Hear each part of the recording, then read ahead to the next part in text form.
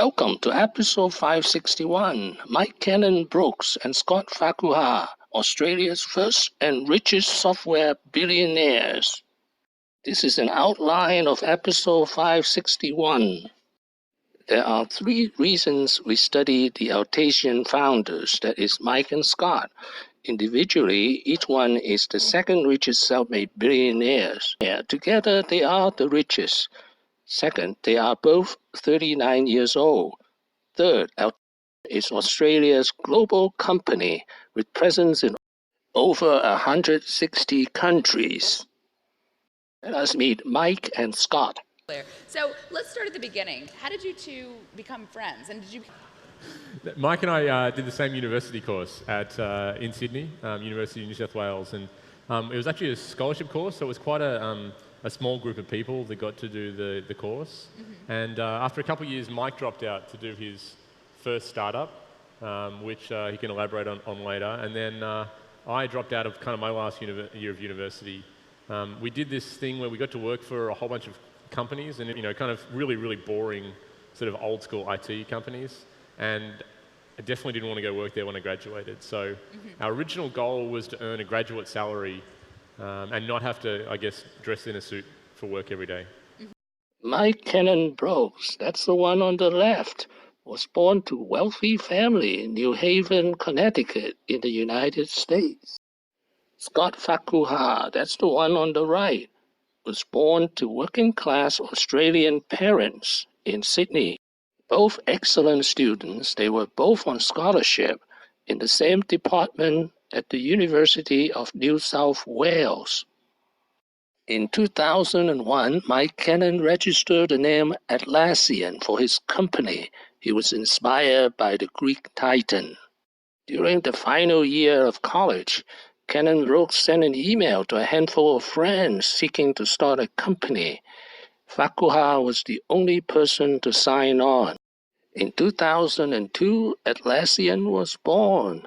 Dream big, work smart, deliver fast. Since there were no venture capitalists in Australia in 2002, how did they do it? First, with $10,000 of credit card. Second, they survive on ramen noodles. Third, they invented this model, try for free up to 5 licenses and $10 for 10 licenses. They would bootstrap for the next 8 years. In December 2015, Atlassian went public on NASDAQ. Both Mike and Scott were 35 years old. In the next 4.5 years, the stock of Atlassian would go up 450%. Mike and Scott, the co-founders, each owns about 1/3 of Atlassian. In December 2015, he was worth $1.2 billion. In June 2019, he is now worth $8.6 billion. Now, the secrets of Atlassian's success. Customer acquisition at scale. We begin by building a great product that can sell itself. We keep prices low to reach the largest market possible. This means we pursue a large volume of customers each day. To achieve this volume, we need to sell online, reaching customers in every corner of the world. Selling online requires that we remove friction for the customer, so we share our pricing transparently and offer our products free to try, where customers can get started in minutes. And of course, a simple, straightforward product trial brings us right back to where we started, which is building great products. How do you measure success? Mike and Scott want Atlassian to be around 50 years from now.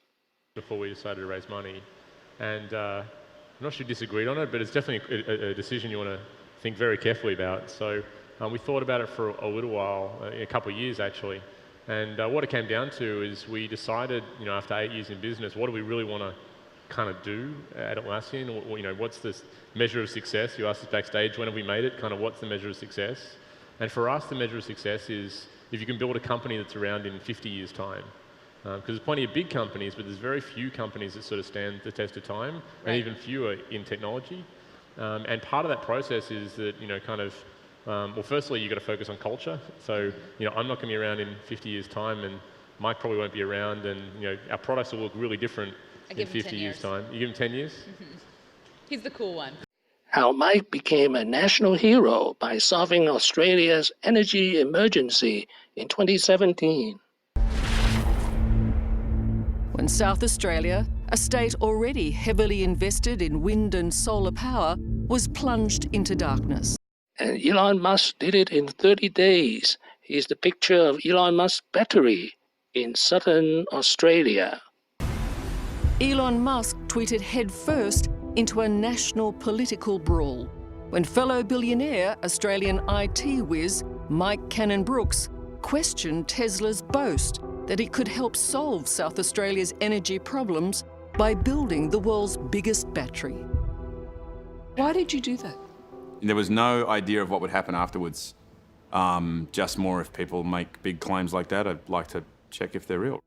You thought I was joking. Because I had to check with my team. It's like, I hope I didn't really say something super crazy. When you get a return tweet from Elon saying, yeah, what did you think? Sweet, just checking his kosher. You know, he says it's going to happen, let's make it happen, right? So, these are public tweets. yeah, but in a way, that's part of what locks in the guarantee, right? He's putting his reputation on the line in a public forum there that, you know, enough noise was then created around it, enough people saw that it was like, all right, that you know, he better get that done. What have I learned today? 3 things. First, Mike and Scott, both 22 in 2002, co-founded Atlassian. Second, Atlassian is now the world's leading enterprise collaborative development software. Third, Mike and Scott show us you can build Silicon Valley in Sydney. Thank you for watching. Please subscribe and leave your questions and comments below. My next video will be Mike Cannon-Brookes and Scott Farquhar, 12 lessons. Wishing everyone peace and prosperity.